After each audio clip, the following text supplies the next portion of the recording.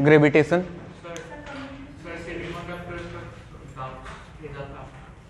हो जाएगा बच्चे, सब हो जाएगा। अभी हम लोग मिल गए ना, अभी सब हो जाएगा अभी। हाँ, मुझे एक्सप्लेन करना है, उसके लिए एक क्लास ले लूंगा मैं, ठीक है ना। तुम लोग पढ़ लिए, लिख लिए हो ना, नोट कर लिए हो जो भेजा था। चलो एक दिन मैं एक्सप्लेन कर दूंगा। फिलहाल यहाँ स्टार्ट करते हैं कहानी। ग्रेविटेशन, नया पेज। तुम लोगों को कल कुछ होमवर्क दिया था, मैंने कर लिया है। अरे कुछ लिखने के लिए बोला था इलेक्ट्रोस्टैटिक्स का। तुम लोग वही स्टूडेंट हो ना जिसको ऑनलाइन पढ़ाता हूं मैं? हाँ, ड्रॉपर को भी ऑनलाइन पढ़ाता हूं मैं, देखा है ना मुझे पहले। हाँ। पता लगा नया दुनिया में आ गए। चलो तो ग्रेविटेशन की बात करते हैं। देखिए, इलेक्ट्रोस्टैटिक्स आपने पढ़ रखा है, तो बिल्कुल कहानी जो है मिलता जुलता है, दुनिया बहुत सारी एक जैसी है। तो यहां भी बहुत कुछ मिलता है। वहां पे हम बात करते हैं चार्ज की, यहां पे हम बात करते हैं मास की, ठीक है ना। चार्ज और मास, इतना ही डिफरेंस आने वाला है, बाकी ऑलमोस्ट कहानी सेम है।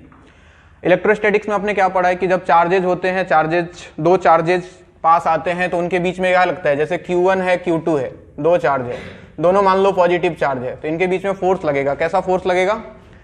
Repulsive force. कैसा फोर्स लगेगा? Repulsive force. ये दोनों क्या होगा, एक दूसरे से दूर भागने की कोशिश करेंगे। ऐसा क्यों होता है? Due to existence of a field जिसका नाम है इलेक्ट्रिक फील्ड। पता है ना क्या होता क्या है? कोई भी चार्ज पार्टिकल है, कूलम साहब ने क्या बताया था कि कोई भी चार्ज पार्टिकल है वो क्या करता है, अपने आसपास एक फील्ड क्रिएट करता है, ठीक है ना। अपने आसपास चारों तरफ एक फील्ड क्रिएट करता है, जिसको हम लोग इलेक्ट्रिक फील्ड के नाम से जानते हैं। तो उस फील्ड में क्या होता है, अगर कोई भी दूसरा चार्ज पार्टिकल उसमें इंटर करेगा तो उसमें फोर्स लगेगा, ठीक है। एक चार्ज पार्टिकल ने अपने आसपास फील्ड बनाया, उसमें कोई दूसरा चार्ज पार्टिकल अगर एंटर किया तो उसके ऊपर फोर्स लगेगा। अगर वो चार्ज पार्टिकल सेम नेचर का हुआ तो ये उसको धक्का मारेगा, दूर भगाने की कोशिश करेगा, और अपोजिट नेचर का हुआ तो उसको अपनी तरफ खींचेगा। यानी कि वहां दो तरह के फोर्स लगते हैं, अट्रैक्टिव और रिपल्सिव। अब सेम कहानी ग्रेविटेशन में आता है। अगर कभी भी दो मास पार्टिकल हुआ, मासिव पार्टिकल जिनका अपना मास है, जैसे M1 और M2, M1 और M2। अच्छा, यहां पे बच्चों रिपल्सिव फोर्स लगेगा, ये इसको इधर धक्का मारेगा, ये इसको इधर धक्का मारेगा। तो अगर एक पॉजिटिव होता और दूसरा अगर निगेटिव होता Q2, तो क्या होता बच्चों, ये इसको अपनी तरफ खींचता, यानी कि इस पे फोर्स इधर और इस पे फोर्स इधर, है ना। अब न्यूटन साहब को क्या पता लगा कि अगर दो मासिव पार्टिकल आ जाए M1 और M2 तो इनके बीच में भी फोर्स लगेगा। उन्होंने ऑब्जर्व किया, एक्सपेरिमेंट करके बहुत सारा देखा, तो उनको पता लगा कि इनके बीच में भी फोर्स लगता है। और इनके बीच में कैसा फोर्स लगता है? Attractive force. यहां पे रिपल्सिव फोर्स नेचर में नहीं आता, यहां पे सिर्फ और सिर्फ अट्रैक्टिव फोर्स लगता है। यानी कि ये पार्टिकल इसको अपनी तरफ खींचेगा और ये इसको अपनी तरफ खींचेगा। तो ऐसा क्यों हुआ? वहां पे तो उन्होंने बता दिया था कूलम साहब ने कि वहां पे एक फील्ड एग्जिस्ट करता है जिसको हम इलेक्ट्रिक फील्ड के नाम से जानते हैं। तो यहां भी पक्का ऐसा कुछ हो रहा होगा, ठीक ना। एक मास पार्टिकल दूसरे मासिव पार्टिकल को अपनी तरफ खींच रहा है, मतलब कोई ना कोई फील्ड तो ये भी बना रहा होगा अपने आसपास। हर इंसान दुनिया का अपने आसपास एक फील्ड क्रिएट करता ही है, समझ रहे हो। लड़कियों को देख लो, लड़की अपने आसपास फील्ड क्रिएट करती है, लड़के अट्रैक्ट होते हैं उस फील्ड में घुसने के बाद। तो वैसे यहां भी है, एक मासिव पार्टिकल है तो ये भी अपने आसपास फील्ड बनाता है। अब इस फील्ड को हमने क्या नाम दिया है? Gravitational field. जिसको आप लोग अगर अर्थ की बात करते हैं, अर्थ का gravitational field, acceleration due to gravity G, वही तो है, 9.8 मीटर पर सेकेंड स्क्वायर जो होता है। तो कहानी कुछ वैसा ही है बिल्कुल, कि कोई भी मासिव पार्टिकल है तो वो अपने आसपास एक फील्ड क्रिएट करेगा, और कोई दूसरा मासिव पार्टिकल अगर उस फील्ड में इंटर करता है तो वो उसके ऊपर फोर्स लगाएगा। और ये फोर्स हमेशा किस नेचर का होगा? अट्रैक्टिव नेचर का होगा। बात समझ में आ रही है? तो क्या हुआ, इन्होंने क्या ऑब्जर्व किया भाई? सबसे पहले फोर्स की बात करते हैं, ठीक है ना। ग्रेविटेशनल फोर्स की बात कर लेते हैं। जैसे ये फर्स्ट पार्टिकल, ये सेकंड पार्टिकल है, मैं इसके ऊपर फोर्स लिख रहा हूं। सपोज ये F1 है, ये F2 है। तो F1 हो चाहे F2 हो, दोनों के मैग्नीट्यूड की बात करें तो बिल्कुल सेम कहानी उनके जैसा ही है जैसे इलेक्ट्रोस्टैट में आया था, कि उन्होंने ऑब्जर्व किया कि ये डायरेक्टली प्रोपोर्शनल होता है प्रोडक्ट ऑफ मासेस के, ये इनवर्सली प्रोपोर्शनल होता है उनके डिस्टेंस के स्क्वायर के, ठीक है ना। अगर इनके बीच का सेपरेशन अगर कुछ r मान लिया जाए तो ये जो फोर्स होता है वो इनवर्सली रिलेटेड होता है r² से, ठीक। तो अगर इनको हम करें, इक्वेट करें, यानी कि अगर ये प्रोपोर्शनलिटी कांस्टेंट को हटाया जाए तो एक कांस्टेंट आएगा, ठीक है, जिसको हम लोग बोलते हैं G, कैपिटल G। यानी कि यहां से जो हमको फोर्स मिलता है that is nothing but Gm1 m2 divided by r²। Electrostatics में क्या निकल के आता था फोर्स? K Q1 Q2, याद है? वहां पे K बोलते थे, k q1 q2 by are square, जहां पे k का वैल्यू कितना हुआ करता था 1/4 पाई एप्सिलॉन नॉट। तो सिमिलरली यहाँ पे k के जगह पे g आ गया, q1 q2 के जगह m1 m2 दो मासेस आ गए, g m1 m2 divide by are square, और इसको माइनस साइन के साथ हम लिखा करते हैं। क्यों लिखते हैं माइनस साइन के साथ? ये जो निगेटिव साइन है क्या इंडिकेट करता है? Force is attractive in nature, force is always attractive. ठीक है, अगर इसको वेक्टर फॉर्म में लिखना हो तो क्या लिखेंगे हम? वेक्टर फॉर्म में अगर इसी फोर्स को हमको लिखना होता तो हम क्या लिखते? माइनस जी m1 m2, ठीक है, divided by are square into एक vector r cap, unit vector लगाते हैं। अगर किसी का भी डायरेक्शन लिखना हो तो उसके साथ हम यूनिट वेक्टर लगाया करते हैं, और हम जानते हैं कि यूनिट वेक्टर को हम क्या लिख सकते हैं? Vector divided by its magnitude. यानी कि अगर मैं आर कैप को लिख दूं, क्या लिख दूं आर कैप को? Minus G m1 m2 divided by are square into r cap को लिखा vector r divided by r का मैग्नीट्यूड। तो कुल मिला के जो कूलम ग्रेविटेशनल फोर्स आएगा minus G m1 m2 divided by are cube times vector r, अगर वेक्टर फॉर्म में लिखने की बात की जाए तो। ठीक है, अब यहां पे जो जी दिखाई दे रहा है, जी, इसका नाम क्या है बच्चों? Universal gravitational constant. Universal gravitational constant कितना होता है वैल्यू, कोई बताएगा? बिल्कुल सही, 6.67 into 10 to the power minus 11। Unit बताओ इसका, यूनिट बताओ जी का, सबको उधर भेज दो। F into r square divided by m1 m2, तो F हो गया न्यूटन, आर स्क्वायर हो गया metre square, divided by kg into kg, तो क्या यूनिट बनेगा? Newton metre square divided by kg square. Note करें यहां तक पहले। अभी कान में भी आवाज आ रहा है, इधर से भी आवाज आ रहा है।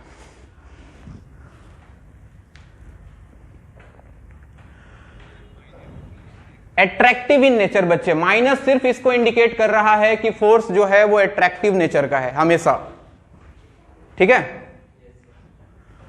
तो जितने भी हैं इलेक्ट्रोस्टैटिक्स वाले, जितने फॉर्मूले हैं, उन सब में जहां जहां k आएगा वहां माइनस जी रख देना, जहां q1 q2 आया होगा वहां m1 m2 रख देना। सारा का सारा कहानी एज इट इज रहेगा, k q1 q2 by are square तो g m1 m2 by are square. यानी कि कोई भी दो मासिव पार्टिकल हो तो उनके बीच में फोर्स लगेगा, यानी कि एक मासिव पार्टिकल दूसरे मासिव पार्टिकल को अपनी तरफ खींचेगा तो दूसरा भी पहले को अपनी तरफ खींचेगा, है ना। तो सवाल आता है कि अच्छा सर अगर ऐसा होता है तो हम दोनों चिपक क्यों नहीं जा रहे हैं? आपके पास भी है, मेरा भी वेट है 50-60 किलो होगा, इसका भी होगा 20-25 किलो, नहीं 100 किलो का ये, इसका भी होगा, तो हम दोनों को चिपक जाना चाहिए था, ऐसा क्यों नहीं हुआ?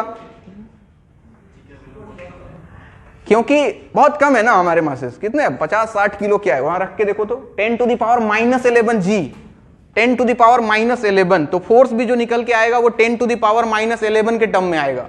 तो ये बहुत छोटा है कि बहुत बड़ा है? 0.000000001 न्यूटन ऐसा कुछ फोर्स मिलेगा, क्या फर्क पड़ेगा, इसको खींच थोड़ी पाऊंगा मैं इतने फोर्स से। तो इसलिए नॉर्मल लाइफ में ऐसा नहीं होता है कि दो मासेस आपस में चिपक गए, राह चलते चलते लड़का लड़की चिपक गया, ऐसा होता तो कितना अच्छा होता सर, न्यूटन साहब को जरूर धन्यवाद देते।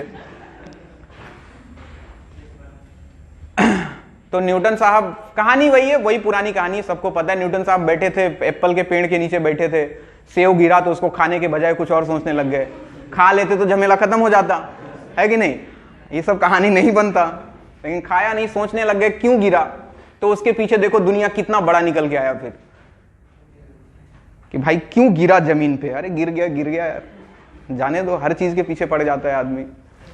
न्यूटन साहब थे ही ऐसे, हर चीज के पीछे उंगली करते थे, फिजिक्स हो, केमिस्ट्री हो, मैथ हो, कौन सा फील्ड छोड़ा है उन्हें, हर जगह। बायोलॉजी में भी है क्या?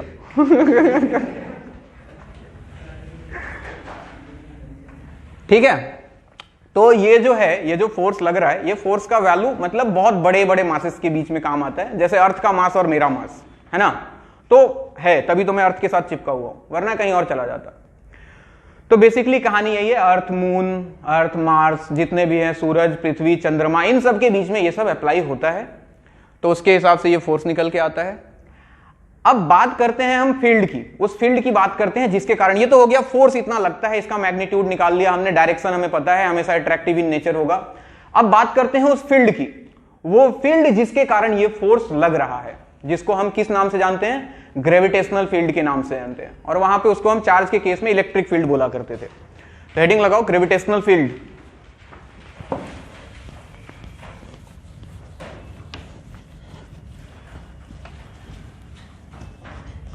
तुम लोग क्लास करते थे ऑनलाइन सब लोग?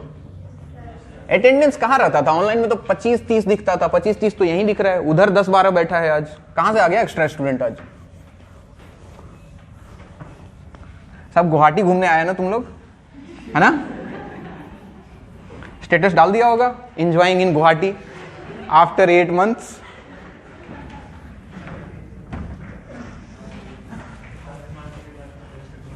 हैं 8 months बाद घर के बाहर निकला? तुम मतलब सही में बैठ गया था क्या घर के अंदर? सीरियसली? मतलब आसपास तो निकलता होगा गाँवों में। तुम गुवाहाटी में ही था? हेलो,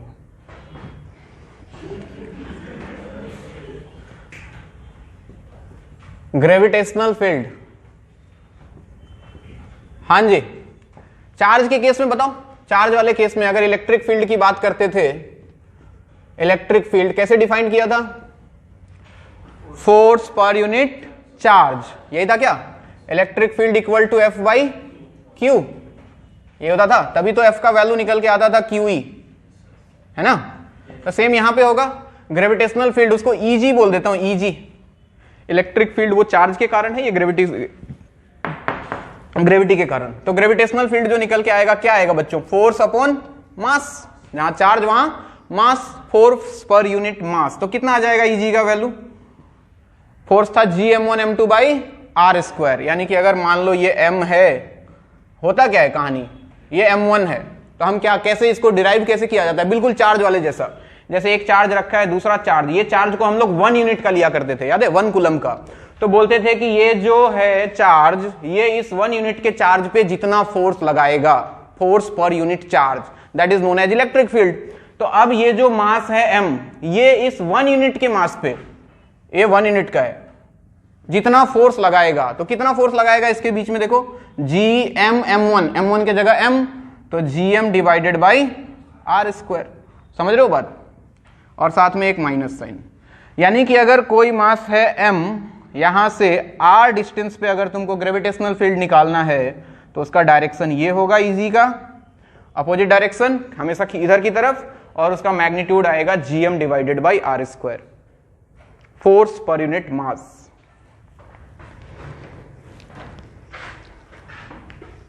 और बेसिकली ये है क्या? gm by are square.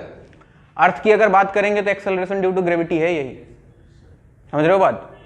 अर्थ का मास कितना होता है? हमारी पृथ्वी का वजन कितना है? 6 × 10⁻24 kg, ऐसा कुछ सुना है क्या? नहीं सुना? अरे यार। और रेडियस कितना है? 6400 मीटर, किलोमीटर। तो 6400 किलोमीटर रेडियस। अरे लिख लो, काम आएगा ये तो। रेडियस ऑफ अर्थ, हालांकि थोड़ी देर में मैं लिखा था। रेडियस ऑफ अर्थ जो होता है 6400 किलोमीटर होता है, कैपिटल आर ई इसको बोलते हैं। और मास ऑफ अर्थ जो होता है दैट इज अप्रोक्सीमेटली 6 × 10⁻24 kg। बहुत भारी है। तो gm divided by are square, ठीक है। ये एक्सेलरेशन ड्यू टू ग्रेविटी, यही g है, स्मॉल g, इसी को बोलते हैं हम अगर अर्थ की बात करेंगे। तभी तो m × g, force equal to क्या होता है? Mass into acceleration. इसको फोर्स मास से मल्टीप्लाई कर देंगे किसी के, तो फोर्स मिल जाएगा उस पे mg जो हमेशा लगाया करते हैं mg। तो this is acceleration due to gravity. थोड़ी देर बाद आने वाला है, रुक जाओ। ये हो गई कहानी। अब बात करते हैं पुरानी बातें, इलेक्ट्रोस्टैटिक्स की सारी बातें, ठीक है? एक बार तुम अपना कॉपी खोल लो जो तुमने लिखा है, और उसको देख देख के सब कुछ फिर से लिखो एक बार। जहां k आएगा वहां -g आएगा, जहां q आएगा वहां m आएगा। लिखना शुरू करो। चलो मैं याद दिलाता हूं, तुम लोग लिखे हो ना पीछे? अरे लिख के लाए हो? बोलता भी नहीं है, गजब हरामी है सब।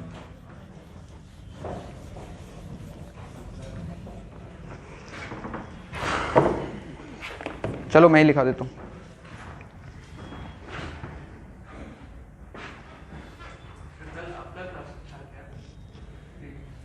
फिजिक्स कल नहीं, कल तो नहीं था मेरा, कल है। अच्छा, मतलब आपने कभी बोला इलेक्ट्रोस्टैटिक? नहीं, वो मैंने दूसरा मैथ पढ़ाते पढ़ाते बोल दिया था। अच्छा, हमारा तो नहीं है। तुम्हारा मैथ नहीं है, बच गया यार। किस्मत वाला है तुम। अच्छा, एक बार वो भी लिख लो। क्या लिख लो सर? और कुछ बातें लिख लेते हैं, पुरानी बातें पहले, उसके बाद इसको करते हैं। पोटेंशियल एनर्जी, वहां पे इलेक्ट्रिक पोटेंशियल एनर्जी आता था, यहां पे क्या आएगा? Gravitational potential energy. डिराइव करने का तरीका बिल्कुल वही होगा जैसे वहां पे किया था। एक चार्ज रखा था, दूसरे चार्ज को इन्फिनिटी से लेके आते थे, याद है? वर्क डन निकालते थे, इंटीग्रेट करते थे, तो वहां से फॉर्मूला निकल के आया था K Q1 Q2 R। अगर दो चार्जेज हो Q1 Q2 R डिस्टेंस पे रखा हो तो इस सिस्टम का एनर्जी कितना आता था? K Q1 Q2 R। याद आ रहा है? तो सेम यहां पे अगर दो मासेस है M1 और M2 R डिस्टेंस पे सेपरेटेड है, तो इसका जो पोटेंशियल एनर्जी होगा that will B -G M1 M2 divided by R। अब इस पे कुछ सवाल भी किया करते थे, याद करो। कोई ट्रायंगल दे देता था, बोल देगा यहां पे चार्जेस रखा था Q Q Q, मान लो इसका साइड A है, इक्विलेटरल ट्रायंगल है, और यहां पे है M M M। आपको बोले बताओ सिस्टम का पोटेंशियल एनर्जी कितना है, लिख सकते हैं? पहले इन दोनों का GM1 M2 R, फिर इसका GM1 M2 with a minus sign, कितना निकल के आ जाएगा? सीधा लिख दूं, -3GMM डिवाइडेड बाई A। सही बात है। उसके बाद और कुछ पुराने सवाल में तुमको याद दिलाते चलता हूं, चलो थोड़ा थोड़ा तुमको इलेक्ट्रोस्टैटिक रिवाइज करते चलता हूं मैं। सुपरपोजिशन वाले कुछ सवाल किया करते थे। कैसे किया करते थे? एक ऐसे दे देगा, स्क्वायर दे देगा, स्क्वायर दे दिया, साइड A है, बोला कि हर कॉर्नर पे मास रख दिया M, ठीक है, और सेंटर पे एक रख दिया मास M सेंटर पे, और बोला कि इस पे नेट फोर्स निकालो। क्या 0 आ जाएगा? अरे आ जाएगा क्या?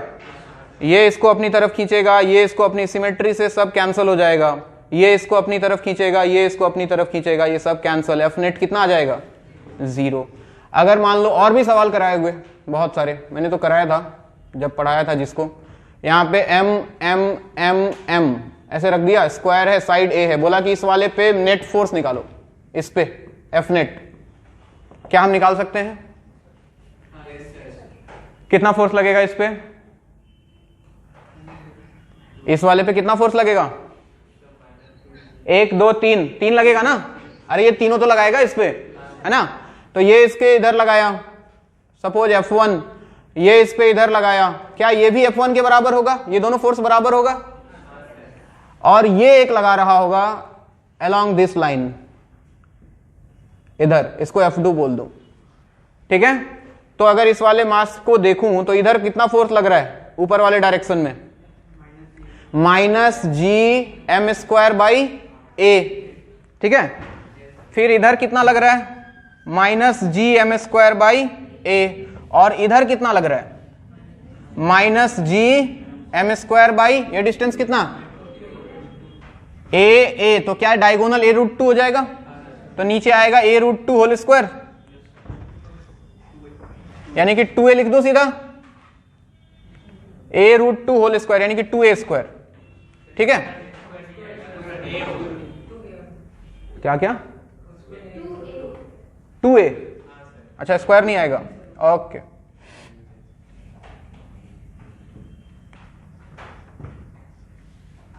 अरे आएगा, क्यों नहीं आएगा? यहां भी आएगा, मतलब ये प्रिंटिंग एरर है ये। आएगा बिल्कुल आएगा। फोर्स लिख रहे हैं ना हम, GM1 M2 R²।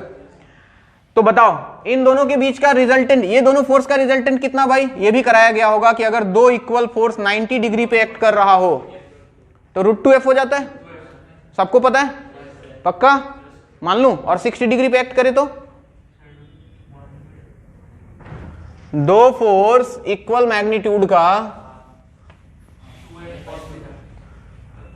अगर इधर लग रहा है F, ठीक है, और इधर लग रहा है F, और इनके बीच का एंगल हो 90 डिग्री, तो रिजल्टेंट कितना आता है? √2F। ये सबको पता है, ठीक है। अगर इधर लग रहा हो F इधर भी लग रहा हो f और एंगल हो 60 डिग्री, तो एफ नेट कितना आता है? f आता है, हट √3f under root F square plus 2f f cos 60 1/2 2 cancel, तो एफ स्क्वायर 3f स्क्वायर हो गया। सर क्या बोल रहे हो, कुछ समझ में नहीं आ रहा है, यही बात है ना?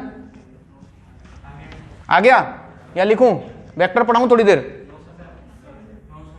पढ़ाऊं? ये देखा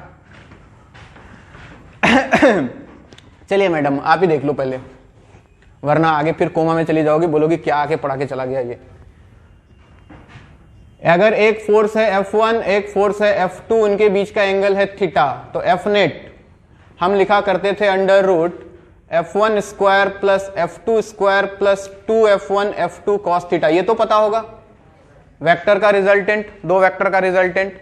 अब इसमें सोचो अगर थीटा का वैल्यू 90 डिग्री हो गया, इमेजिन करो थीटा 90 हो गया, तो मन में रखना यहां थीटा की जगह 90 रख दिया, कॉस 90 कितना होता है? सोच रही है ये, अरे 0, कॉस 90 कितना होता है? 0, तो ये वाला टर्म उड़ गया, बचा under root F1 square plus F2 square, और दोनों का मैग्नीट्यूड मान लो बराबर है F, ये भी F, तो क्या अंडर रूट में F square plus F square आ जाता, और F square plus F square 2F square, तो क्या मैं उसको √2f लिख सकता हूं? ठीक है, अरे ठीक है क्या? अब बताओ थीटा अगर 60 हुआ तो सोचो, अगर थीटा का वैल्यू 60 डिग्री हुआ तो एफ नेट इमेजिन करो, F square plus 2f cos 60 कितना? 1/2, तो 2 से 2 cancel, F square plus F square 3f square, तो बाहर निकल के क्या √3f बन जाएगा, दिखाई दे रहा है? और अगर थीटा 120 डिग्री हुआ तो 120 डिग्री cos 120 कितना? -½ तो 2 से 2 उड़ा, और एक माइनस एफ स्क्वायर एक एफ स्क्वायर को भी खा जाएगा, तो क्या खाली एफ स्क्वायर बचेगा, और बाहर निकल के कितना? f। तो ये बातें दिमाग में बिल्कुल होनी चाहिए कि अगर दो फोर्स इक्वल मैग्नीट्यूड का 90 डिग्री पे है तो रिजल्टेंट √2f, 60 डिग्री पे है तो √3f, और अगर 120 डिग्री पे है तो f के बराबर आएगा। लिख लो इसको भी साइड में पहले।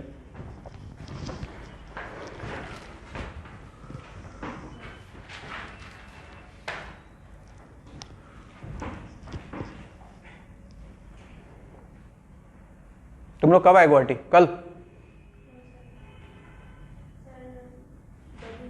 2 दिन पहले आ गई थी, घूम लिया पूरा? नहीं घूमा? हाँ जी, अब इस सवाल पे आ जाओ, ये f, ठीक है ना? तो देखो, तो इसका और इसका रिजल्टेंट क्या इधर √2f आ जाएगा, यानी कि √2 टाइम्स -gm²/a², सही बात। और एक फोर्स और इधर ही लग रहा था, इधर के डायरेक्शन में एक और फोर्स था जिसका वैल्यू था -gm²/2a², तो क्या दोनों सेम डायरेक्शन में आ गया? अरे आ गया, तो अभी एफ नेट के लिए दोनों को ऐड कर दूं, कितना आ जाएगा? -gm²/2a² -√2 times gm² divided by a²। This is your net force, और इसका डायरेक्शन इधर ही होगा।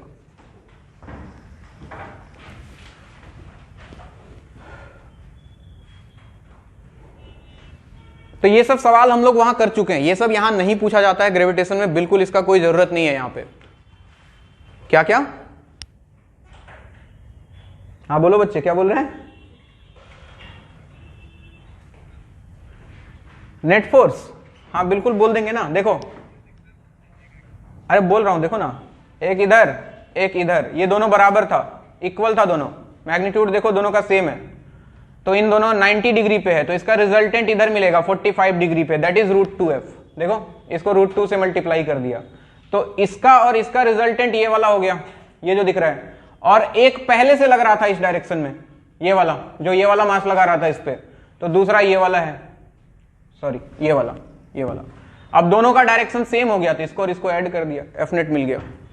समझ आया?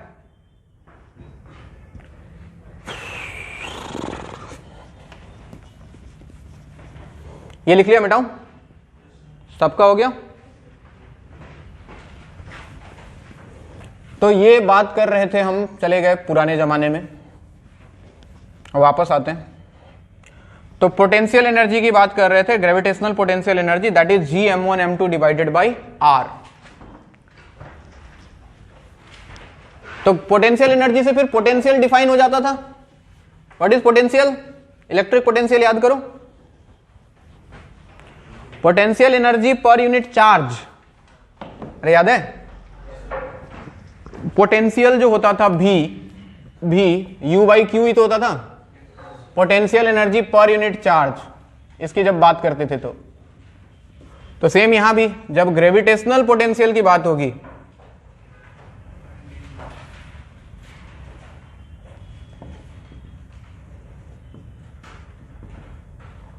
पोटेंशियल, तो V जो निकल के आएगा फिर से वही कहानी, UG divided by M, potential energy per unit मास, यानी कि कितना आएगा वैल्यू इसका भाई, minus of Gm divided by R।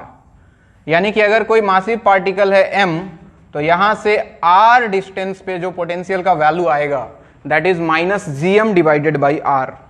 वहां पे आता था KQ बाई R चार्ज के केस में। याद करो, ये चार्ज Q, यहां से R डिस्टेंस पे V का जो वैल्यू था KQ बाई R होता था कि नहीं? तो बिल्कुल वैसे ही यहां पे minus Gm divided by R। गर्मी लग रहा है यार मुझे, ये चलता है क्या?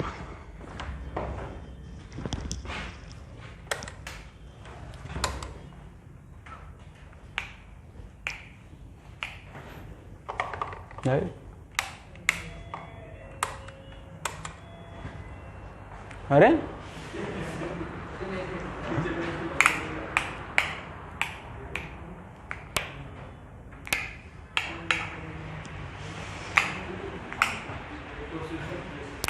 कौन सा है? पंखा मेरा चला के दो, उन लोगों का बंद कर दो। तुम लोगों को नहीं चाहिए ना? चाहिए?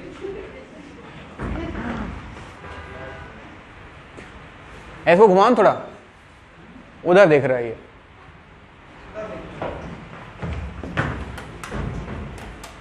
हाँ वेरी गुड, इंग्लिश बोलो 2 लाइन।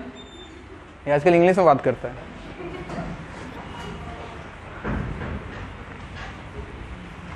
चलिए हम एक बार लेके चलते हैं आपको, इलेक्ट्रोस्टैटिक्स की सैर कराते हैं, सारी पुरानी बातें।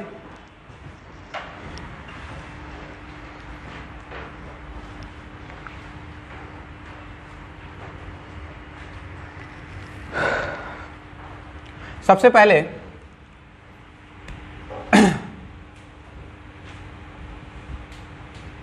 ग्रेविटेशनल फील्ड की बात करेंगे ड्यू टू डिफरेंट स्ट्रक्चर।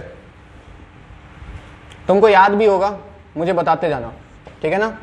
सबसे पहला पॉइंट चार्ज के कारण तो देख लिया, वैसे ही पॉइंट मास के कारण अगर r डिस्टेंस पे निकालना हो तो Eg का वैल्यू हमने पढ़ा minus Gm by R square, ठीक है?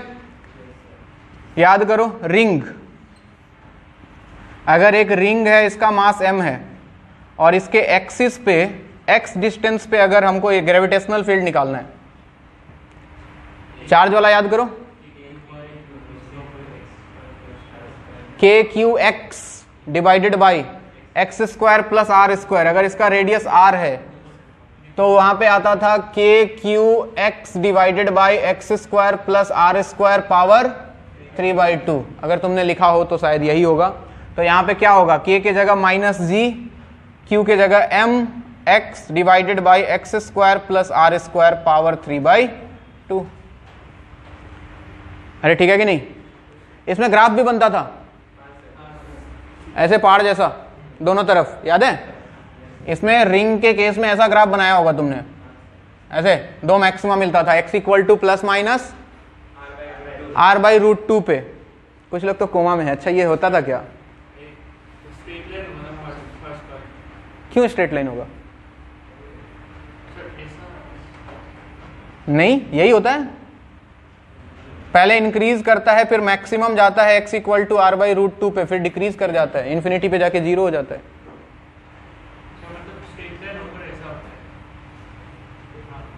पूरा स्ट्रेट लाइन ऐसा ऐसा नहीं, ये स्ट्रेट लाइन का इक्वेशन थोड़ी है यार।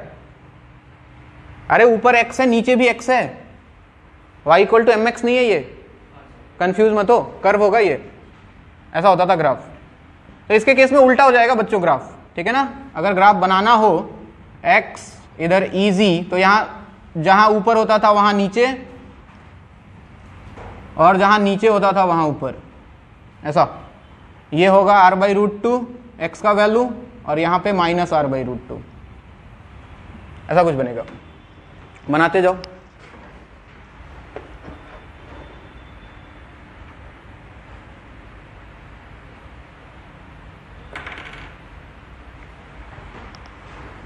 डिस्क का याद है किसी को? डिस्क का फॉर्मूला थोड़ा सा गंदा हुआ करता था। अगर डिस्क की बात करें, इसके एक्सिस पे अगर x डिस्टेंस पे ग्रेविटेशनल फील्ड निकालना है, पहले उसका फॉर्मूला बताओ। सिग्मा बाई एप्सिलॉन नॉट या 2 epsilon not? Sigma by 2 epsilon not. और क्या होता था बोलो? याद नहीं है। 1 minus x divided by √r² plus x², ये आता था उसके केस में, रिंग के केस में, चार्ज वाले केस में। तो सब कुछ सेम, सिग्मा तो सिग्मा ही रहेगा, वहां पे चार्ज डेंसिटी था, यहां पे कौन सा डेंसिटी हो जाएगा? मास डेंसिटी हो जाएगा, समझ रहे हो? लेमडा सिग्मा, लेमडा हो गया चार्ज पर यूनिट लेंथ वहां पे, यहां पे होगा मास पर यूनिट लेंथ, सिग्मा होगा मास पर यूनिट एरिया, और रो मास पर यूनिट वॉल्यूम। जैसा स्ट्रक्चर वैसा मास डेंसिटी आने वाला है। तो सिग्मा तो सिग्मा रहेगा। अच्छा, एप्सिलॉन नॉट को बदलना पड़ेगा हमको। कैसे बदलेंगे? हम जानते हैं कि g को हम k मान रहे हैं यहां पे, यानी कि g जो है और k का वैल्यू कितना होता है? 1/4 पाई एप्सिलॉन नॉट। तो यहां से हम एप्सिलॉन नॉट निकाल सकते हैं g के टर्म में, या फिर 1/एप्सिलॉन नॉट का वैल्यू कितना आ जाएगा बताओ? कितना आ जाएगा? 4 पाई g। तो अगर एप्सिलॉन नॉट को रिप्लेस करना हो तो बच्चों ये ध्यान रखें, तो 1/एप्सिलॉन नॉट के जगह पे हम रख सकते हैं 4 पाई g। तो sigma into 4 pi g divided by 2 into 1 minus x divided by √r² plus x², ये निकल के आएगा। बात समझ में आ रही है? तो ये हो गया gravitational field due to a disk on its axis at a distance x।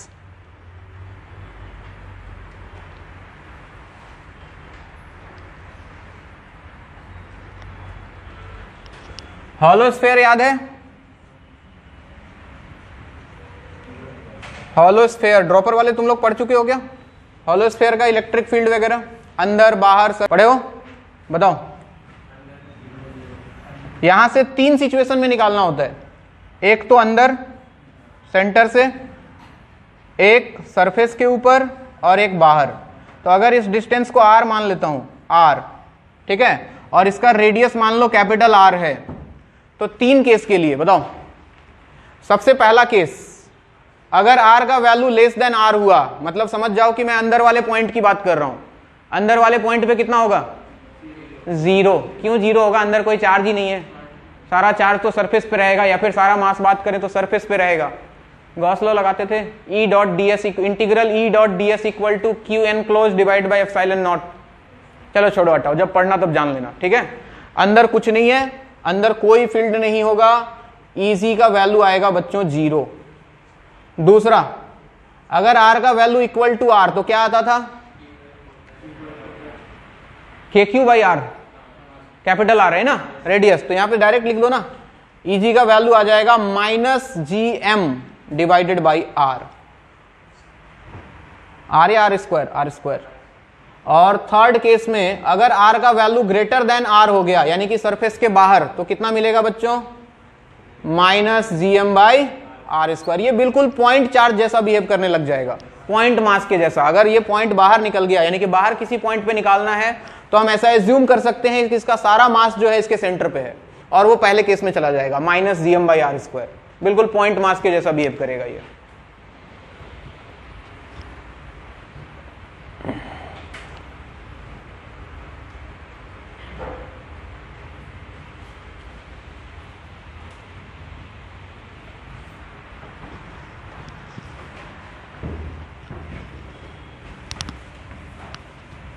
Hollow sphere हो गया, एक और बच गया, वो भी लिख लो। सॉलिड स्फेयर का बताओ।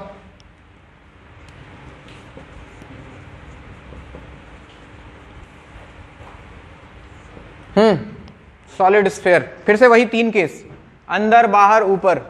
बोल रहे अरमान, फॉर्मूला याद है तुझे? याद है? अच्छा, इसका ग्राफ भी बनेगा। इसका ग्राफ कैसा बनता था?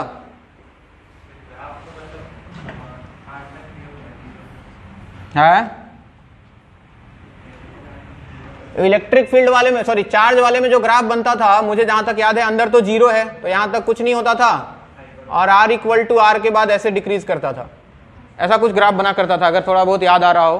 तो इसमें उल्टा बनेगा, यहां तक कुछ नहीं, R इक्वल टू R, और इसके बाद ऐसे डिक्रीज करेगा। ये ग्राफ भी बना लेना, पूछ सकता है, ये मेडिकल में तो पक्का पूछ सकता है। ग्राफ दे देता है 4 ऑप्शन में, बोलेगा कौन सा ग्राफ सही है बताओ ग्रेविटेशनल फील्ड के लिए फॉर अ होलो स्फीयर।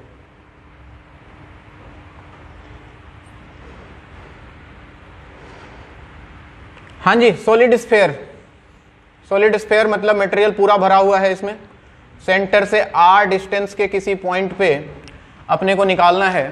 फिर से वही कहानी, इसका रेडियस कैपिटल R है। पहला केस, अगर r का वैल्यू लेस देन r हुआ, बोल अरमान फॉर्मूला। हाँ K Q R divided by are square या आर क्यू होता था गधे, K Q R divided by are Q, ये होता था। तो अभी यहां पे कितना हो जाएगा बताओ? के के जगह पे क्या माइनस जी, क्यू के जगह पे m into R divided by are Q. ये y equal to M X का फॉर्म है, दिख रहा है बच्चे? ये देख r के साथ वेरी कर रहा है, बाकी सब कांस्टेंट है, इसमें स्ट्रेट लाइन आएगा, तुमको बोल रहा हूं। हाँ, दूसरा r equal to capital R पे तो बिल्कुल पहले जैसा, minus G M by are square, और r ग्रेटर देन r पे बिल्कुल पहले जैसा, बिल से पॉइंट मास जैसा बिहेव करेगा ये, minus G M by small R square. तो बाकी दोनों केस पहले जैसा है, हॉलो स्फीयर के जैसा, बस अंदर वाले पार्ट में बदल जाएगा, क्योंकि अंदर इस बार मटेरियल है तो अंदर भी फील्ड एग्जिस्ट करेगा। ग्राफ बताओ इसका कैसा बनेगा?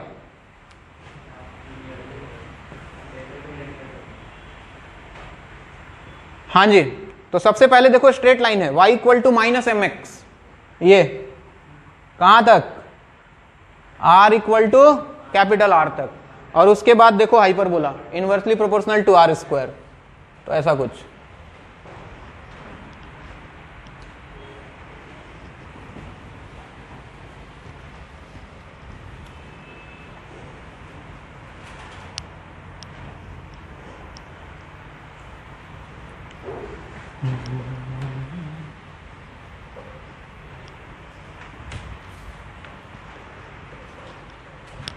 चलिए नेक्स्ट, पोटेंशियल की बात करें। ग्रेविटेशनल पोटेंशियल, सबसे पहला पॉइंट मास के लिए तो कुछ नहीं, लिखा ही चुका हूं। अगर मास m है, यहां से r डिस्टेंस पे पोटेंशियल लिखना है minus G M by R, potential energy per unit mass, G m1 m2 by R में एक m से डिवाइड कर दो तो minus G M divided by R. Ring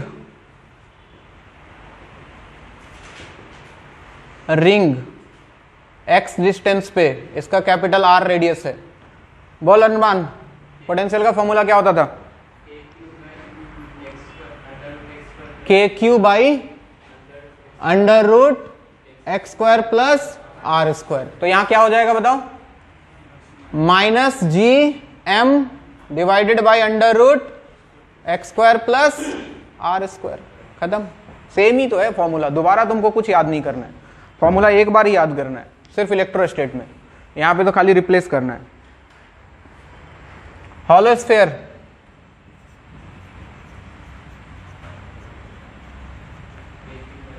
हाँ हॉलो स्फीयर का फिर से वही 3 केस बच्चों। r डिस्टेंस पॉइंट P है पहला केस, r लेस देन r पे क्या होगा? वहां पे होता था K Q by R, small R या कैपिटल आर? Capital R. ये बड़ा इंपॉर्टेंट था कि पोटेंशियल जो होता है स्फीयर के अंदर हर जगह कांस्टेंट होता है, सुना है? नहीं सुना तो सुन लोगे, अगर जिसने नहीं पढ़ा वो सुन लोगे कुछ दिन में, टेंशन मत लो। अंदर हर जगह कांस्टेंट होता है, दैट इज के क्यू बाई आर, के क्यू बाई आर, ये निकल के आता है अप टू सरफेस तक। तो यहां पे आएगा बच्चों minus G M by capital R, ये कांस्टेंट है, इसमें कोई वेरिएबल नहीं है, स्मॉल आर है ही नहीं। सरफेस की बात करें तो same, R equal to R पे भी सेम ही रहेगा, minus G M by R. और अगर बाहर वाले पॉइंट की बात करें तो बिल्कुल पॉइंट मास जैसा, अगर पॉइंट बाहर निकल गया तो इसको पॉइंट मास मान लो, पॉइंट मास मान लो तो minus G M by small R. तो यहां भी वही आ जाएगा minus G M divided by small R. Graph की बात करें तो बताओ, हाँ जी कांस्टेंट है। सबसे पहले तो देखो y इक्वल टू माइनस के, यहां से यहां तक कांस्टेंट है r तक, तो ये ग्राफ कुछ ऐसा up to r equal to r तक, और इसके बाद देखो इनवर्सली प्रोपोर्शनल टू r ऐसा।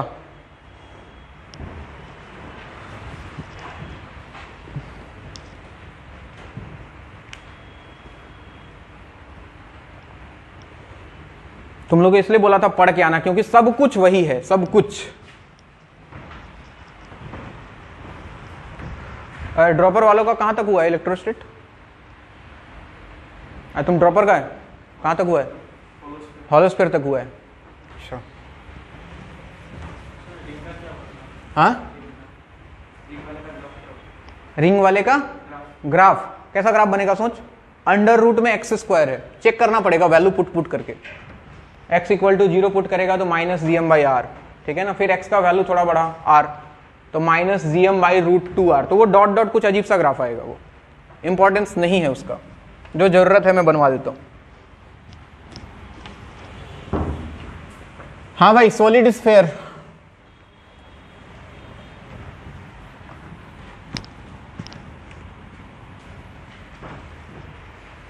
गयो, किसी से फोटो मंगा लेना तुम, ठीक है, थोड़ा स्पेस छोड़ दो।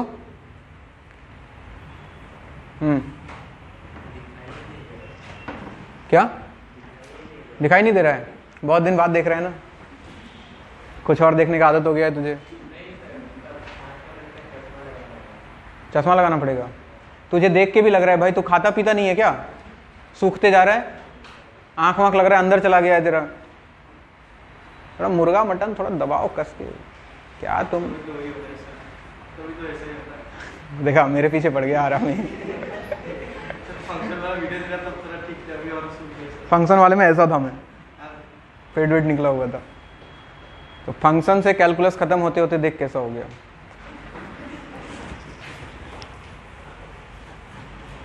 ये हो गया बच्चे ऑनलाइन।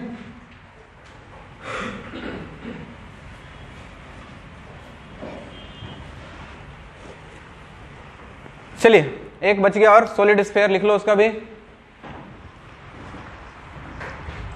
उसका फॉर्मूला तो और गंदा था, सॉलिड स्फीयर। हाँ भाई R लेस देन R, बोल अरमान फॉर्मूला इलेक्ट्रोस्टेट का।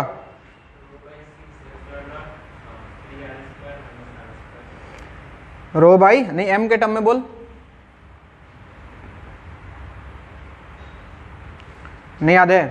ये होता था K Q by 2RQ into 3R square minus R square. तो बताओ ये कितना बन जाएगा, माइनस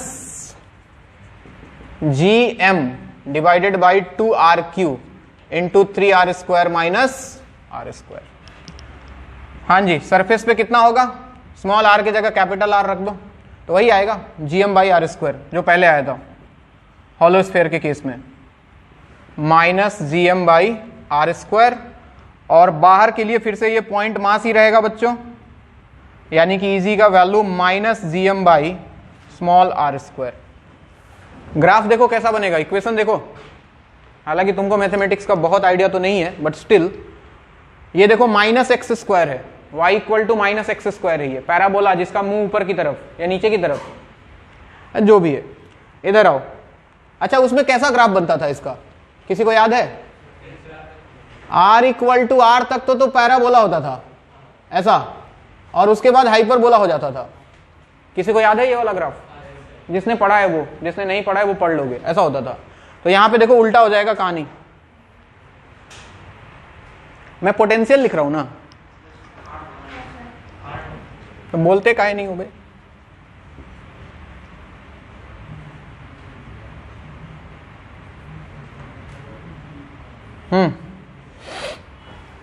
हाँ अभी ठीक है, GM/R। तो इसका ग्राफ नीचे बनेगा यहां से लेके यहां तक, R = R तक, तो ये रहेगा, और उसके बाद फिर ये, यानी कि यहां से यहां तक पैराबोला, उसके बाद हाइपरबोला।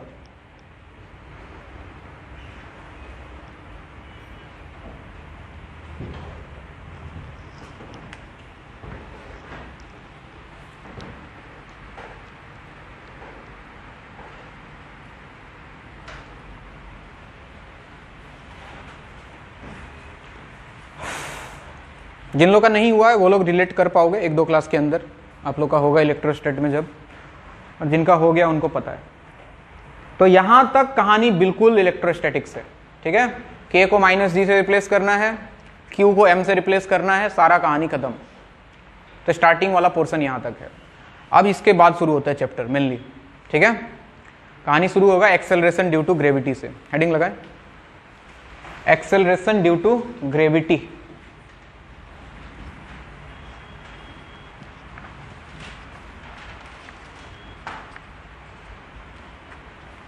अब जी की दुनिया बदल जाएगी। हमने आज तक जितना भी पढ़ा है उसमें जी हमने सेम ही लिया है ना।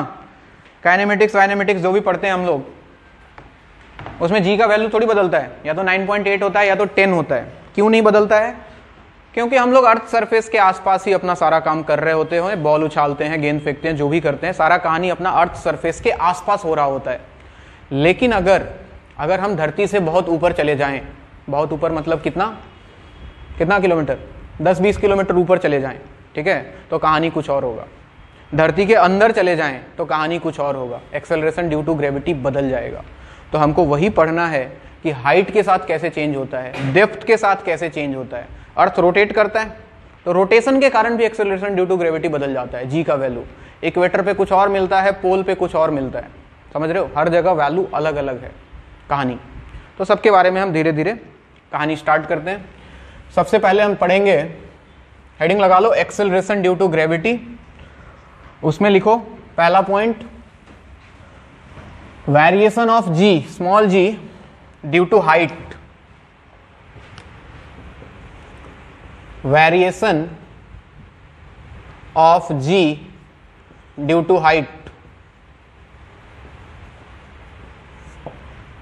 हाइट के कारण कैसे बदलता है उसकी बात करते हैं। ध्यान से सुने, ये अपनी धरती माता, ठीक है, इनका रेडियस r है, हमें पता है कितना रेडियस होता है इनका, और इनका मास m है, me बोल देते हैं, इसको re बोलते हैं, radius of earth, mass of earth, ठीक है।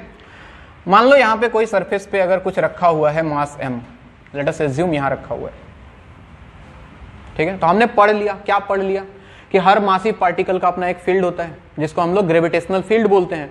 तो अगर हम यहां पे ग्रेविटेशनल फील्ड निकालें एट सरफेस, अगर हम ग्रेविटेशनल फील्ड का वैल्यू निकालें तो कितना निकल के आएगा? कितना आएगा? थोड़ी देर पहले बताया, अरे GM/R², यही तो पढ़ा था, -GM, अब मास होगा इसका, अर्थ का, डिवाइडेड बाई RE का स्क्वायर, ठीक है।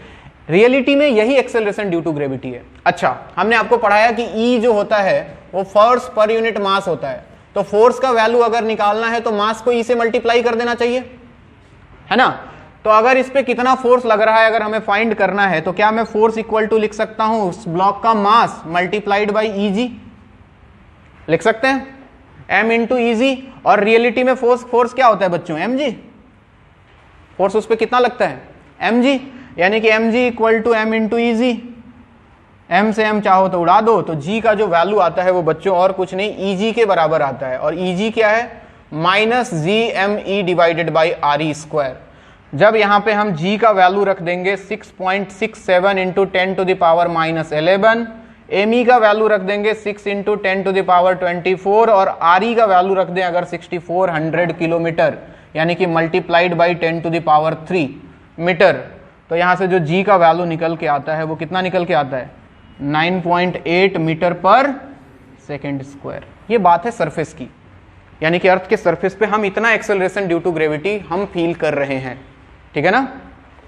अब सवाल आता है कि ब्लॉक चला गया ऊपर किसी हाइट पे, ठीक, ये अर्थ है, जितना भी डिस्टेंस मेजर करते हैं सेंटर से मेजर करते हैं, ख्याल रखना इस बात का, ठीक है ना, सेंटर से। तो यहां से मान लो ये तो आर था, रेडियस ऑफ अर्थ, और यहां से और h हाइट ऊपर यहां चला गया, ये मास m इधर चला गया। तो फॉर्मूला देखो किधर गया, जब आर हाइट पे था, आर हाइट पे था तो g का वैल्यू कितना, minus GME divide by are square. तो अभी हाइट इसका कितना हो गया सेंटर से, आर प्लस h। तो g जो होगा, g एट हाइट h किसके बराबर होगा, minus of GME divided by R plus h whole square. होगा नहीं होगा। अब इसमें थोड़ा सा खुरापाती कर देते हैं, इसको थोड़ा सजाना है। कैसे सजाना है sir, minus GME divided by, देखो इधर यहां से आर कॉमन लिया अंदर से, सब लोग देखो बोर्ड पे, यहां से आर कॉमन लिया तो आर बाहर आके क्या आर स्क्वायर बन जाएगा, आर स्क्वायर बाहर आ गया, अंदर क्या बचा 1 plus h divided by R whole square.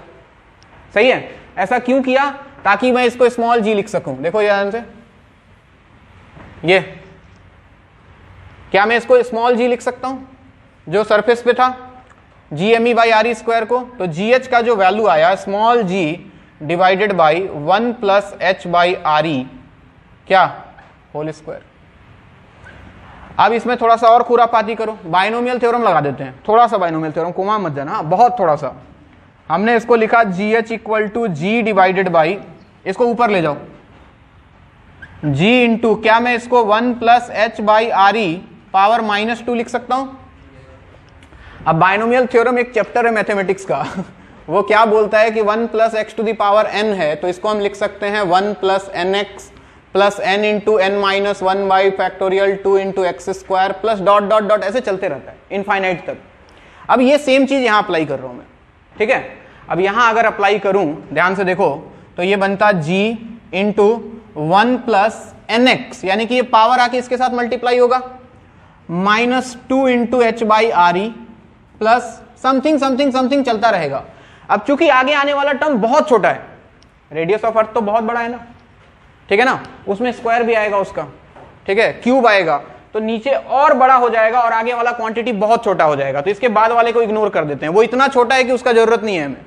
तो हम बस यही दो टर्म को देखते हैं, यानी कि तब जो हमें g मिलता है, g at height h that is equal to g into 1 minus 2h divided by R. लेकिन इसका लिमिटेशन है भाई, ये हर जगह नहीं लगाना है, ये तब लगाना है जब हाइट कम हो, समझ रहे हो, 1 kilometre 2 kilometre 3 kilometre 5 kilometre 10 kilometre तक लगा सकते हैं इसको। This is for small Heights. अभी मैं लिखा देता हूं डाटा कितना होना चाहिए। तो एक तो ये फॉर्मूला, दूसरा ये स्टैंडर्ड फॉर्मूला, ठीक है, और तीसरा जो सरफेस पे है वो तो है ही। तो ये सरफेस पे, ये छोटे मोटे हाइट पे, ये बड़े हाइट पे, लिख लो इसको।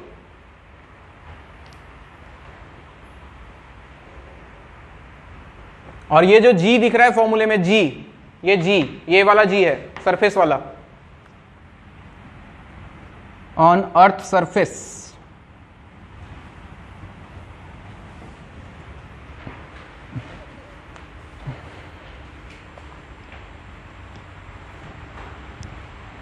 तुम्हारा कॉपी खत्म हो गया, उल्टा लिख रही है, छोड़ के आ गई, बहुत बढ़िया।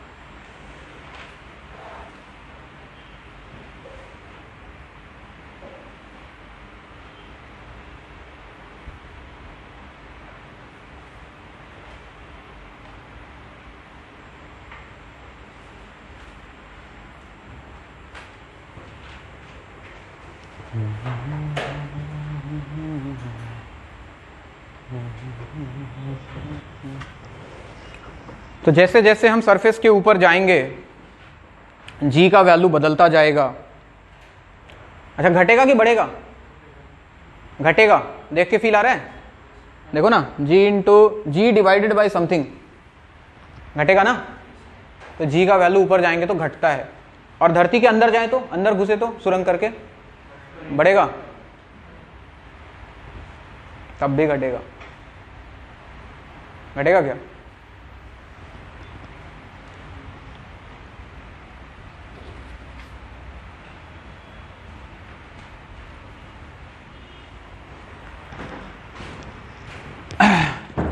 हाँ जी, तो अब ये फॉर्मूले में किसको कब यूज करना है?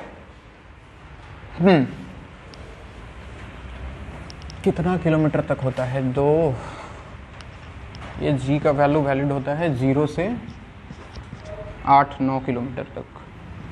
हाँ जी, तो देखो 3 बातें ध्यान रखना। जी का वैल्यू तो 9.8 मीटर पर second square up to 10 kilometre तक मान सकते हैं, हालांकि इतना होता भी नहीं है, बट एज्यूम कर लेना अप टू 10 किलोमीटर तक। और जी का फॉर्मूला यूज करना तुम वो वाला, किधर गया? G H equal to G into 1 minus 2h divided by R E, up to नहीं, 10 किलोमीटर से लेके 500 किलोमीटर तक जा सकते हो ये फॉर्मूला लेके। और अगर उससे भी ज्यादा हुआ, ठीक है ना, उससे भी ज्यादा हुआ तो वो वाला formula, standard formula G divided by 1 plus h by R E whole square, ये h ग्रेटर देन 500 किलोमीटर। तो ये 3 बातें ध्यान रखो, बाकी सब आपका कोई काम नहीं है।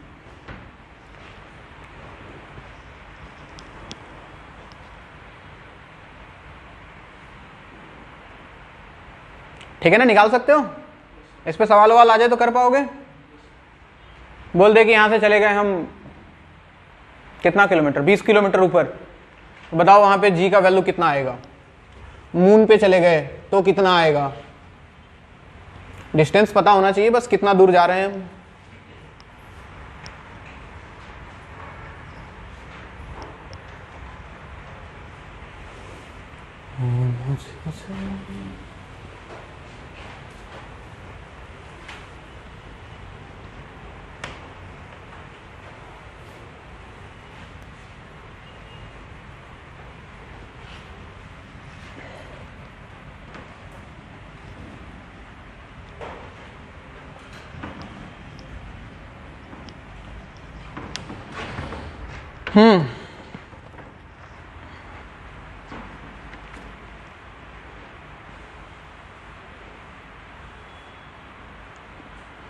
आसान आसान सवाल क्या ही कराऊंगा, थोड़ा मजेदार सवाल कराऊं तो मजा आए, है कि नहीं?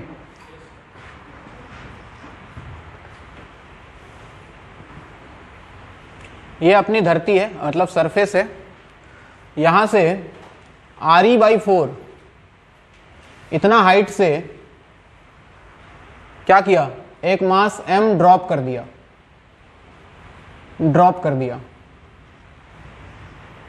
ठीक है ना? सवाल क्या है, समझ गए? क्या सवाल हो सकता है? जब धरती पे पहुंचेगा तो उसका स्पीड कितना होगा? Find speed of mass m when it reaches the surface. यहां पे v निकालना है। तो तुमने जो नॉर्मल काइनेमेटिक्स सीखा होगा उसमें क्या कर देते थे? √2gh पढ़ा है? √2gh कर देते थे। क्या अभी कर पाएंगे? क्योंकि RE/4 बहुत बड़ा, मतलब अर्थ के रेडियस के कंपैरिजन में इतना हाइट लिया गया है, तो जी का वैल्यू वही नहीं रहेगा, कहानी बदल जाएगा। तो क्या लगाया जाए? या तो जी निकालो, एनर्जी कंजर्वेशन लगा दो, लगाओ तो एनर्जी कंजर्वेशन।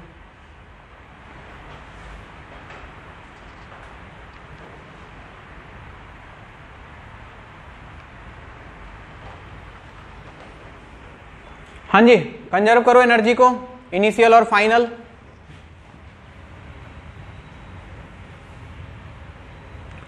एनर्जी कंजर्वेशन क्या बोलता है कि Ki plus ui must be equal to Kf plus uf।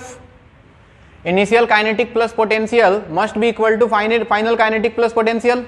Initial kinetic energy कितना ड्रॉप किया है उसको, ठीक है ना, छोड़ दिया है तो इनिशियल स्पीड कुछ नहीं था, तो इनिशियल तो 0।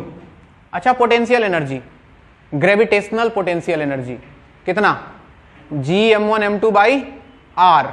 तो दूसरा मास कौन है? एक तो मास m है, दूसरा मास कौन है? अर्थ।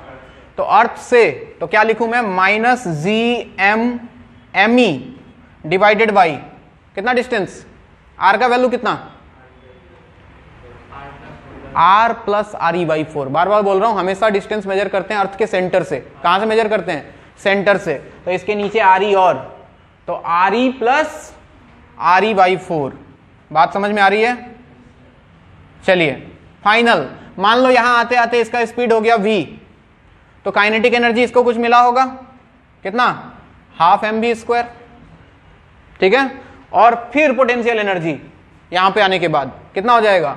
माइनस Gm डिवाइडेड बाई कितना डिस्टेंस रह जाएगा दोनों के बीच का?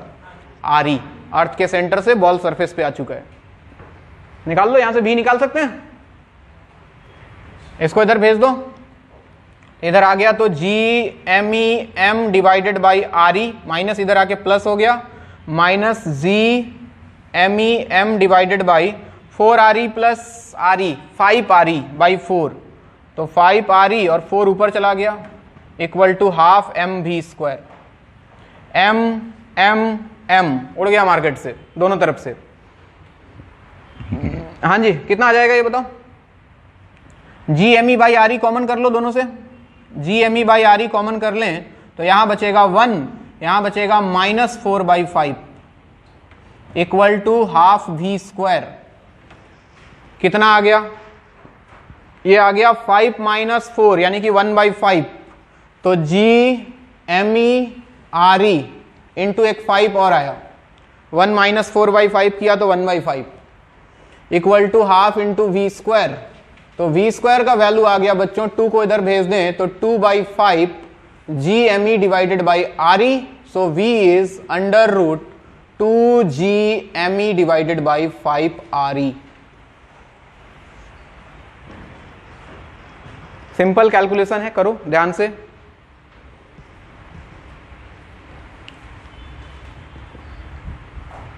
वैल्यू नहीं लिखना है, ME/RE का वैल्यू नहीं रखना है आपको, उसके टर्म में ही आंसर देना था। कैलकुलेटर देगा तो कर देंगे।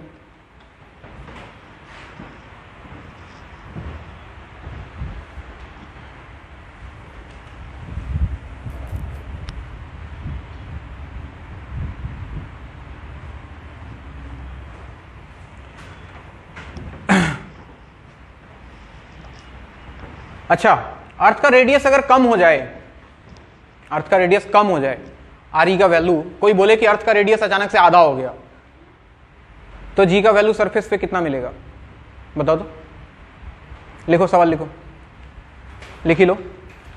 If radius of Earth becomes half, if radius of earth becomes half, then find the value of G at the surface. If radius of earth becomes half, then find the value of G, small g, at the surface. कितना होगा बताओ तो?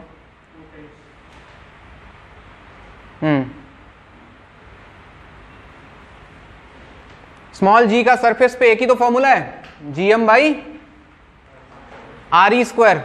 तो वहां पे RE की जगह कितना पुट कर देना है? RE/2 रखो, देखो कितना आ रहा है।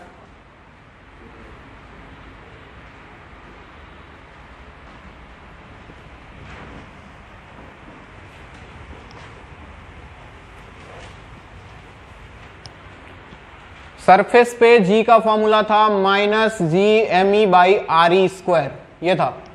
उसने बोला कि RE का वैल्यू जो है वो आधा हो जाए, यानी कि RE/2 के बराबर। तो G जो होगा नया, that will be -Gme divided by RE/2 whole square.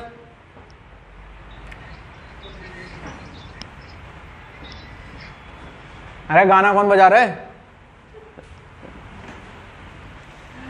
तो देखो ये 2 स्क्वायर 4 ऊपर चला जाएगा बच्चों, तो आपको मिलेगा -4 टाइम्स Gme/RE², और इसको बोलते हैं हम small g with minus sign. तो 4g के बराबर आ जाएगा, यानी कि सरफेस पे एक्सेलरेशन ड्यू टू ग्रेविटी बढ़ जाएगा। समझ रहे हो? 40-40 के आसपास पहुंच जाएगा, 38-39 मीटर पर सेकेंड स्क्वायर। ठीक है, कोई दिक्कत यहां तक किसी को?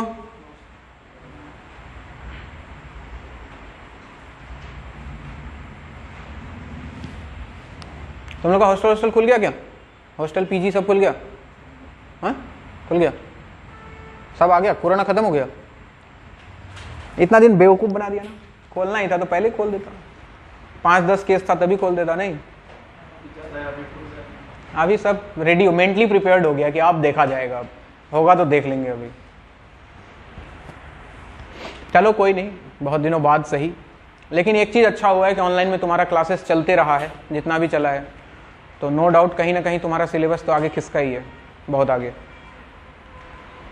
तो ठीक है, हो ही जाएगा। और इस बार शायद एग्ज़ाम टाइम पे हो, मोस्ट प्रोबेबली। अगर टाइम पे हुआ तो अपने आप को तो प्रिपेयर रहना पड़ेगा ना, ये तो नहीं बोल सकते कि नहीं कोरोना था इसलिए हम एग्ज़ाम नहीं देंगे, अब हुआ तो देना पड़ेगा।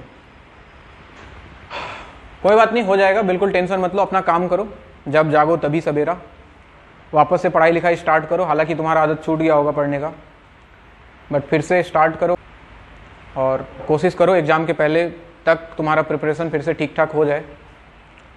करना कुछ नहीं है, बैठ के पढ़ना है और क्या करना है। ठीक है, हॉस्टल में रहो, खाना वाना खाओ, गुवाहाटी थोड़ा कम घूमना, इतने दिन बाद आए हो तो ये नहीं पागल जैसा एकदम एक एक पार्क वार्क तो बंद है, थैंक गॉड। तो दिगली पुखरी तालाब के किनारे बोटिंग करने मत चले जाना, सिनेमा हॉल अभी खुला नहीं है तो मूवी देखने का कोई मतलब नहीं है। ठीक है, हाँ KFC वेफसी खुला है, खाने वाने जाना हो चले जाओ। और गुवाहाटी में है क्या, हो गया, पार्क है, मूवी हॉल है, KFC है, नहीं और भी कुछ होगा तो मुझे नहीं पता। तो गुवाहाटी थोड़ा कम घूमो, पढ़ाई लिखाई पे ध्यान दो, बढ़िया से पढ़ो, रिजल्ट लाना है। कोरोना के बाद ऐसा ना हो कि तुम्हारा जिंदगी का मतलब ये टाइम कोरोना काल में काउंट होते रहे। अरे मेरे बेटे का सिलेक्शन नहीं हुआ, कोरोना चल रहा था उस टाइम पे, पता लगा ये जिंदगी भर के लिए एक लग जाएगा कि हम लोग कोरोना काल में पढ़ाई कर रहे थे इसलिए हमारा नहीं हुआ था। कितना अच्छा लगेगा कि कोरोना काल में भी हमारा पढ़ के सिलेक्शन हो गया, तो वो ज़्यादा अच्छा रहेगा। और बाकी हंसते खेलते रहो, मुस्कुराते रहो। मिलते हैं फिर नेक्स्ट क्लास में, चलो टाटा बाय बाय।